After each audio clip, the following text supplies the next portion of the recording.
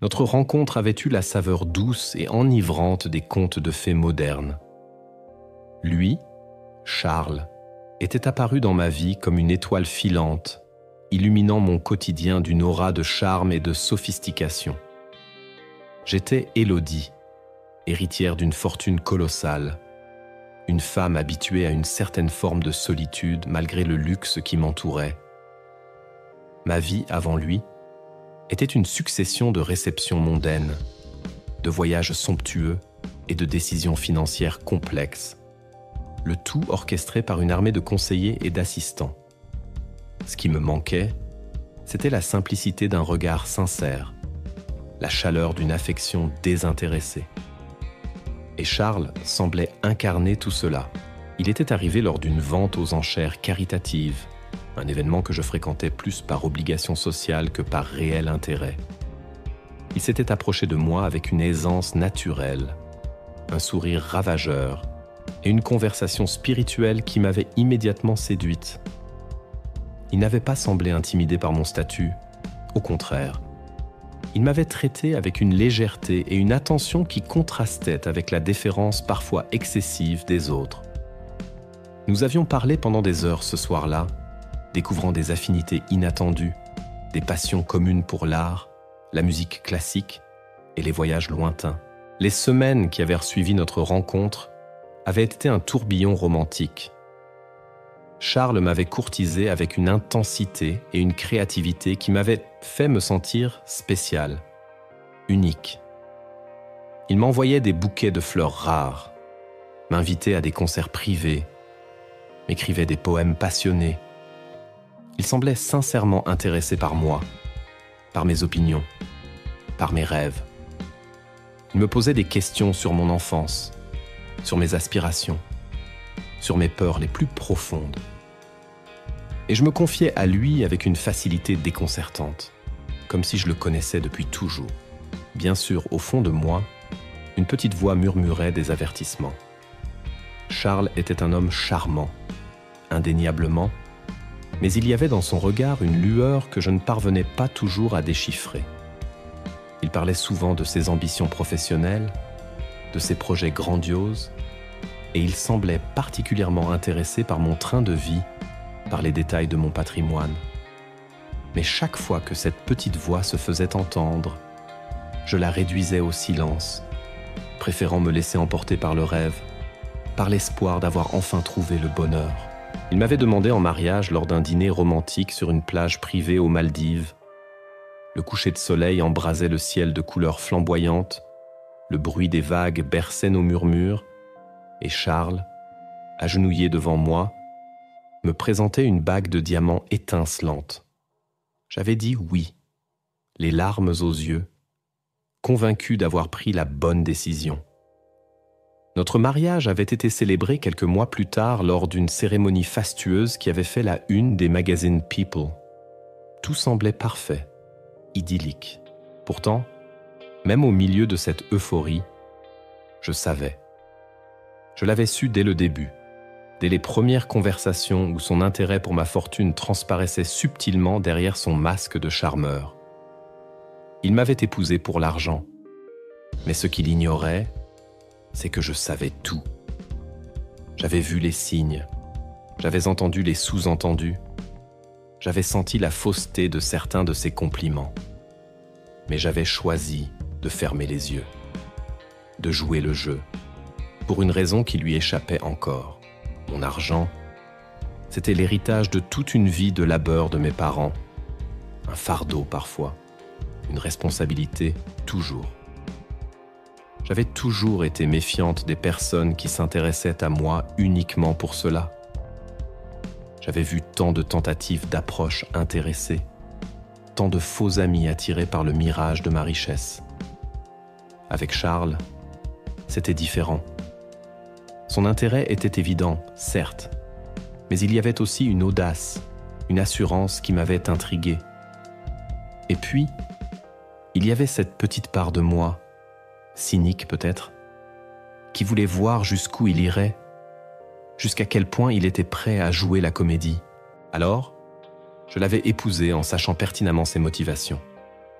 J'avais accepté sa bague, ses promesses, ses baisers, tout en gardant au fond de moi une distance, une froideur calculée. Je voulais observer, comprendre et surtout, préparer ma riposte. Il pensait m'avoir dupé. Il se croyait malin.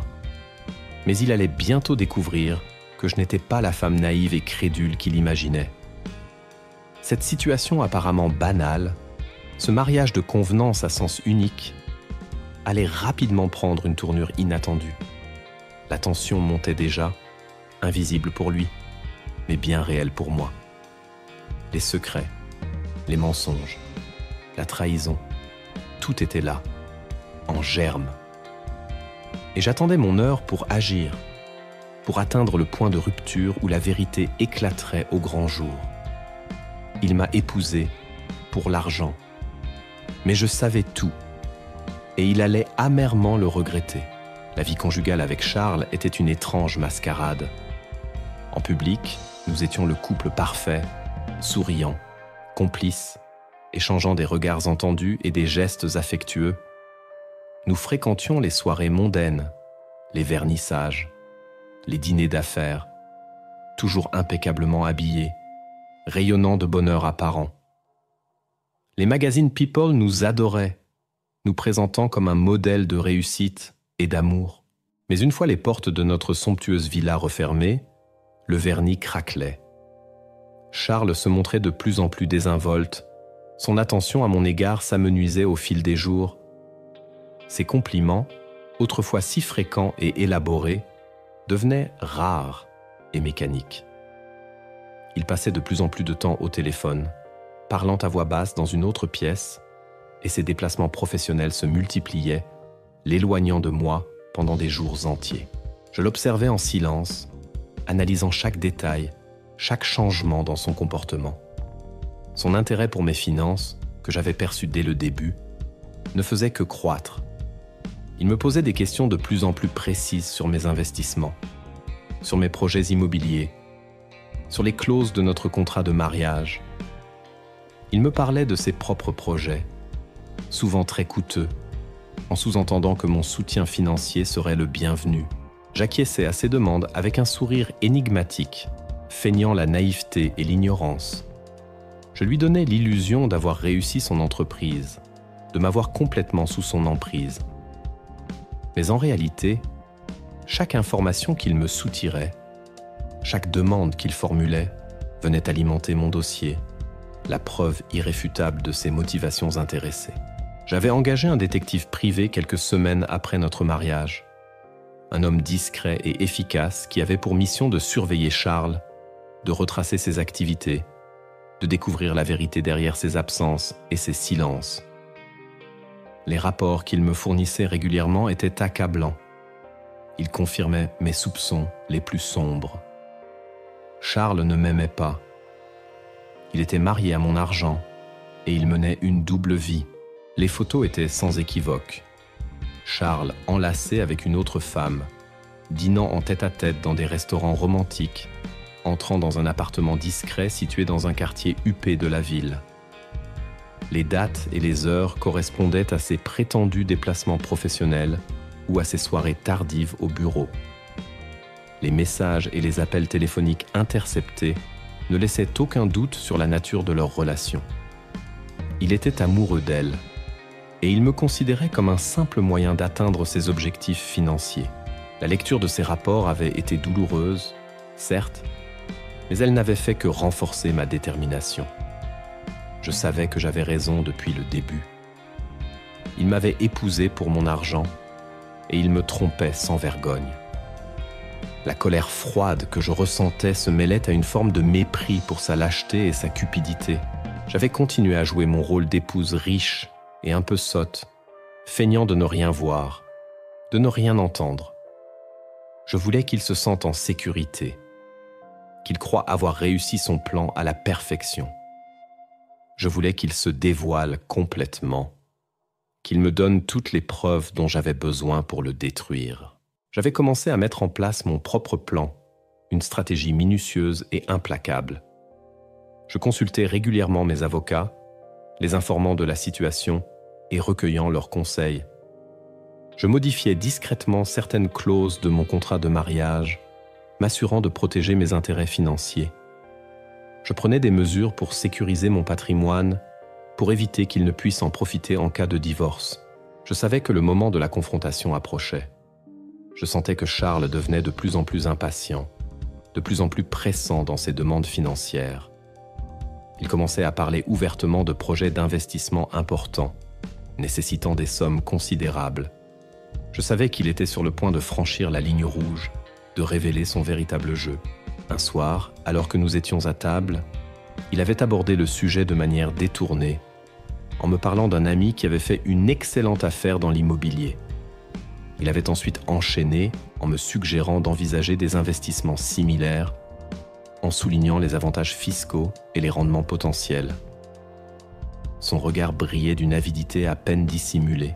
J'avais faim à l'enthousiasme, en lui posant des questions naïves et en lui demandant de me donner plus de détails. Il s'était empressé de me fournir des informations, me montrant des brochures, des projections financières, tout en insistant sur l'urgence de la décision. « Tu sais, ma chérie, avec ton capital, on pourrait faire des choses extraordinaires, » m'avait-il dit avec un sourire mielleux. « On pourrait enfin réaliser nos rêves, acheter cette maison en bord de mer dont tu as toujours rêvé, investir dans cette galerie d'art qui te passionne tant. » Ces paroles sonnaient faux, calculées. Je savais qu'il ne pensait qu'à son propre intérêt, qu'il utilisait mes rêves pour manipuler mes décisions financières. La tension était palpable. J'avais atteint le point où je ne pouvais plus continuer cette mascarade. Le moment de révéler la vérité était venu. Il m'a épousé pour l'argent. Mais je savais tout, et il allait bientôt le découvrir à ses dépens. Le moment était venu. Assise en face de Charles, dans la lumière tamisée de notre salle à manger luxueuse, je sentais une calme détermination m'envahir. Il continuait son monologue sur les opportunités d'investissement, ses yeux brillants d'une convoitise à peine voilée. Je l'avais laissé parler, le laissant s'enfoncer toujours plus loin dans son tissu de mensonges et de manipulations. Quand il eut enfin terminé, attendant ma réponse avec un air faussement confiant, j'ai pris une profonde inspiration et j'ai posé mes mains sur la table. Mon regard, que j'avais jusque-là maintenu doux et un peu absent, s'était soudainement durci, fixant le sien avec une intensité nouvelle. « Charles, » ai-je commencé d'une voix calme mais ferme, « je sais pourquoi tu m'as épousé. » Son sourire s'est figé, ses yeux se sont écarquillés, trahissant une surprise et une inquiétude soudaines. Il a tenté de réagir, de nier, mais je l'ai coupé d'un geste de la main. « Ne perds pas ton temps à mentir, Charles. Je sais tout. Je sais que ton intérêt pour moi s'est limité à mon compte en banque. Je sais que tes compliments étaient calculés, tes attentions feintes, tes promesses vides de sens. » Son visage avait perdu toute couleur. Il balbutiait des excuses, des dénégations, mais ses paroles sonnaient creuses et peu convaincantes. Je l'ai laissé se débattre un moment, savourant sa panique, le voyant enfin réaliser que son jeu était découvert. « Et il y a autre chose, Charles, » ai-je ajouté, ma voix devenant plus froide. « Je sais aussi pour elle, pour cette femme avec qui tu passes tes prétendus déplacements professionnels, pour cette maîtresse à qui tu murmures des mots doux que tu ne m'as jamais adressés. » Le choc sur son visage était palpable. Il était pétrifié, incapable de prononcer un mot. Il réalisait que je ne savais pas seulement pour l'argent, mais aussi pour sa trahison sentimentale. Son masque de mari parfait s'était brisé en 1000 morceaux, révélant la laideur de son âme. « Comment tu sais tout ça ?» a-t-il finalement réussi à articuler, sa voix à peine audible. J'ai souri, un sourire amer et dépourvu de toute chaleur. « J'ai mes sources, Charles. Des sources très bien informées. » J'ai fait glisser sur la table une enveloppe épaisse. « Tiens, regarde ça. » Il a ouvert l'enveloppe d'une main tremblante et en a sorti les photos. Des clichés de lui et de sa maîtresse, enlacés, s'embrassant, entrant dans l'appartement discret où ils se retrouvaient. Son visage se décomposait à chaque nouvelle photo. La vérité était là, crue et indéniable, le clouant au pilori de sa propre tromperie. « Ce n'est pas ce que tu crois », a-t-il tenté de bredouiller, mais sa voix manquait de conviction. « Ah non ?» ai-je rétorqué avec un sarcasme mordant. « Alors explique-moi, Charles. Explique-moi ces dîners romantiques, ces nuits passées ailleurs, ces messages tendres que tu lui envoies. Explique-moi pourquoi tu m'as menti, pourquoi tu m'as trompé, pourquoi tu as abusé de ma confiance. » Il est resté silencieux, le regard baissé, incapable de soutenir mon regard. Il savait que toute tentative de justification serait vaine. Les preuves étaient là, accablantes. « Tu m'as épousé pour mon argent, Charles, » ai-je repris, ma voix chargée d'une tristesse profonde. « Tu as joué la comédie pendant des mois, me faisant croire à un amour qui n'a jamais existé. Tu as profité de ma solitude, de mon désir d'affection. Tu m'as manipulé, tu m'as menti, tu m'as trahi. Et tu pensais t'en tirer comme ça ?» Il a levé les yeux vers moi, des larmes brillant au coin de ses paupières. « Je suis désolé, Élodie. Je ne sais pas ce qui m'a pris. » Ses excuses ne me touchaient plus. Elles sonnaient aussi fausses que ses promesses passées. La douleur de sa trahison était toujours là, vive et intense, mais elle était désormais mêlée à un sentiment de dégoût et de mépris. « Tes regrets ne m'intéressent pas, Charles, » ai-je dit froidement. « Tu as fait ton choix et tu vas devoir en assumer les conséquences. » J'ai fait glisser un autre document sur la table. Voici les papiers du divorce. J'ai fait en sorte qu'ils soient très clairs sur la répartition des biens. Tu ne toucheras rien de ma fortune. Pas un centime. Son visage s'est déformé par la colère et la panique. Tu n'as pas le droit de faire ça. Notre contrat de mariage. J'ai fait quelques modifications, Charles, l'ai-je interrompu avec un sourire glacial.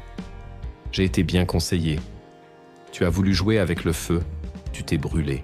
Il s'est levé brusquement, sa colère explosant. Tu vas le regretter, Élodie. Tu vas voir ce que je suis capable de faire. Je ne crois pas, Charles, ai-je répondu calmement. Tu n'as plus aucun pouvoir sur moi. Ton jeu est terminé. Je me suis levé à mon tour, le regardant avec une froide détermination. Je t'ai fait regretter d'être né, Charles. Et ce n'est que le début. La confrontation avait éclaté, la vérité choquante avait été révélée, et une décision radicale venait de changer tout. La colère de Charles était palpable, une onde de choc qui emplissait la pièce. Il arpentait la salle à manger, gesticulant, vociférant des menaces et des insultes. Il ne pouvait pas croire que son plan, si méticuleusement élaboré, venait de s'effondrer de manière aussi spectaculaire. Il avait cru pouvoir me manipuler, profiter de ma richesse sans jamais être découvert. Il s'était trompé lourdement. « Tu vas le payer cher, Élodie » hurlait-il, le visage rouge de rage. « Tu vas regretter de t'être mise en travers de mon chemin. » Je le regardais avec un calme olympien, impassible face à ses accès de colère. J'avais anticipé sa réaction. Je savais qu'il ne se laisserait pas faire sans se battre. Mais j'étais préparé. J'avais mes preuves, mes avocats et une détermination sans faille. « Tes menaces ne m'impressionnent pas, Charles, » ai-je répondu d'une voix posée. « Tu n'es plus rien pour moi. Tu n'es qu'un imposteur, un opportuniste qui a essayé de profiter de ma fortune. Et tu as échoué. » Il s'est arrêté net, me fixant avec un regard haineux. « Tu crois vraiment que c'est fini ? Tu crois que je vais te laisser me ruiner comme ça ? C'est déjà fini, Charles, » ai-je rétorqué. « Et tu n'as personne d'autre à blâmer que toi-même. Tes mensonges, tes trahisons. Tu as semé le vent, tu récoltes la tempête. » Il a tenté une dernière manœuvre, essayant de faire appel à ma pitié, à mes sentiments. « Élodie, s'il te plaît, réfléchis. On peut arranger ça. Je t'aime. » Ses paroles sonnaient encore plus fausses qu'avant. Je savais qu'il ne m'aimait pas, qu'il n'avait jamais aimé que mon argent. Son amour pour sa maîtresse était bien plus évident dans les photos que je lui avais montrées. « Ne mens plus, Charles. ai-je dit avec un soupir de lassitude. Tu n'as jamais aimé que mon argent. Et maintenant, tu vas le perdre. J'ai fait signe à mon assistant qui attendait discrètement dans l'entrée. Il est entré dans la pièce, accompagné de 2 agents de sécurité. « Charles, je te prie de quitter ma maison immédiatement », ai-je dit d'une voix ferme. « Tu n'y es plus le bienvenu. » Il a protesté, refusant de partir, mais les agents de sécurité l'ont pris par les bras et l'ont escorté hors de la villa, malgré ses cris et ses tentatives de résistance. Je les ai regardés s'éloigner. Un sentiment de soulagement mêlé à une profonde tristesse m'envahissant. C'était la fin d'un chapitre douloureux de ma vie. Les jours qui avaient suivi avaient été consacrés aux formalités du divorce. Mes avocats avaient été excellents, veillant à ce que mes intérêts soient pleinement protégés. Charles avait tenté de se battre, de contester les clauses du contrat de mariage, mais les preuves de sa mauvaise foi étaient accablantes et il avait finalement dû céder. La nouvelle de notre divorce avait fait les choux gras de la presse People. Les révélations sur les motivations intéressées de Charles et sur sa liaison extra-conjugale avaient choqué l'opinion publique. Son image de gendre idéal s'était brisée et sa réputation avait été sérieusement entachée. De mon côté, j'avais choisi de rester discrète, de ne pas alimenter le scandale. J'avais besoin de temps pour me reconstruire, pour panser mes blessures. J'avais quitté notre villa et j'étais retourné vivre dans mon appartement de jeunesse, un endroit plus simple et plus chaleureux où je me sentais en sécurité. J'avais retrouvé mes amis, ma famille, les personnes qui m'aimaient sincèrement pour ce que j'étais et non pour mon argent.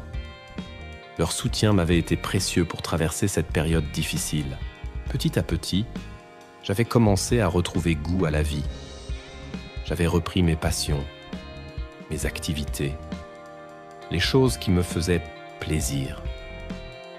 J'avais voyagé, j'avais passé du temps avec mes proches, j'avais pris soin de moi. La colère et la rancœur avaient progressivement laissé place à une forme de sérénité.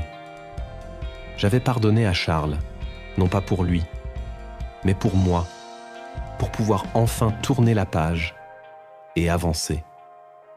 J'avais tiré des leçons importantes de cette expérience. J'avais appris à être plus méfiante, plus attentive aux signaux, mais aussi à ne pas laisser la peur de la trahison m'empêcher de faire confiance et d'aimer à nouveau. Je savais que j'avais pris la bonne décision en révélant la vérité et en me libérant de cette relation toxique. J'avais fait regretter à Charles d'être né, mais je n'avais pas laissé la vengeance me consumer. J'avais choisi la voie de la guérison et de la reconstruction. Et c'était là ma véritable victoire. Les années avaient filé, emportant avec elles les vestiges douloureux de mon mariage avec Charles. La cicatrice était toujours là, certes, un rappel discret d'une époque trouble, mais elle ne me causait plus de souffrances vives. J'avais réussi à me reconstruire, à retrouver un équilibre et une joie de vivre que je pensais avoir perdu à jamais. J'avais déménagé dans une charmante maison avec jardin, un havre de paix où je me sentais enfin chez moi. J'avais repris mes activités philanthropiques avec une énergie renouvelée, investissant mon temps et mon argent dans des causes qui me tenaient à cœur. J'avais renoué avec mes passions, la peinture, la lecture, les longues promenades dans la nature. Mes amis et ma famille étaient toujours présents, un soutien indéfectible dans les bons comme dans les mauvais moments. J'avais appris à chérir ces liens précieux, à ne plus les considérer comme acquis. J'avais compris que l'amour véritable ne se mesurait pas en caras ou en comptes bancaires, mais en sincérité, en respect et en affection désintéressée. J'avais également fait de nouvelles rencontres, des hommes intéressants et attentionnés qui m'avaient montré qu'il était possible d'aimer à nouveau sans crainte et sans arrière-pensée. Aucune de ces relations n'avait abouti au mariage, mais elle m'avait permis de retrouver confiance en l'amour et en la possibilité d'un avenir heureux. Un jour, alors que je participais à une soirée de gala caritative, j'avais aperçu Charles dans la foule. Il était plus âgé, ses cheveux avaient blanchi, et il portait les stigmates d'une vie difficile. Il semblait seul, un peu perdu au milieu de cette foule élégante. Nos regards s'étaient croisés, et pendant un instant, le temps avait semblé suspendu. J'avais ressenti une pointe de tristesse en le voyant ainsi, mais aucune trace de la colère ou du ressentiment que j'avais éprouvé autrefois. Il s'était approché de moi timidement, un sourire hésitant sur les lèvres. « Élodie » avait-il murmuré. « Charles » avais-je répondu d'une voix calme et neutre. Nous avions échangé quelques mots, une conversation brève et formelle sur nos vies respectives. Il m'avait confié qu'il avait eu du mal à se remettre de notre divorce et du scandale qui avait suivi. Il avait perdu son travail, sa réputation, et il avait traversé une période très sombre. Il m'avait avoué qu'il regrettait amèrement ses actions passées, qu'il avait compris la douleur qu'il m'avait infligée. Il avait reconnu qu'il avait été aveuglé par l'argent et l'ambition, et qu'il avait gâché une belle opportunité de construire une relation sincère et authentique. Je l'avais écouté sans l'interrompre, sans jugement. Je sentais qu'il était sincère dans ses regrets. Il avait payé cher ses erreurs, et il semblait avoir enfin compris la valeur des choses qui comptent vraiment dans la vie. Avant de partir, il m'avait tendu la main. « J'espère que tu vas bien, Élodie. Tu mérites tout le bonheur du monde. » J'avais serré sa main brièvement. « Toi aussi, Charles. J'espère que tu trouveras la paix. » Nous nous étions quittés sur ces mots, sans animosité, sans rancœur. En le regardant s'éloigner, j'avais ressenti une forme d'apaisement. Cette rencontre inattendue m'avait permis de clore définitivement le chapitre de notre histoire. Je n'avais pas cherché à me venger de Charles. Je savais que la meilleure vengeance était de réussir ma vie, d'être heureuse et épanouie malgré sa trahison.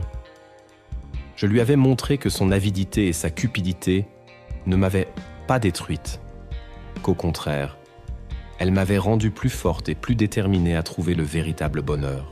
Il m'a épousée pour l'argent, mais je savais tout. Et en fin de compte, c'est moi qui avais eu le dernier mot. J'avais transformé sa tentative de manipulation en une opportunité de me libérer et de me reconstruire. J'avais tiré une leçon précieuse de cette expérience. La véritable richesse ne se mesure pas en argent, mais en amour, en amitié et en sérénité intérieure. Et c'est cette richesse-là que j'avais finalement trouvée. La fin de cette histoire n'était pas celle d'une vengeance, mais celle d'une libération et d'un nouveau départ, empreint de sagesse et de sérénité.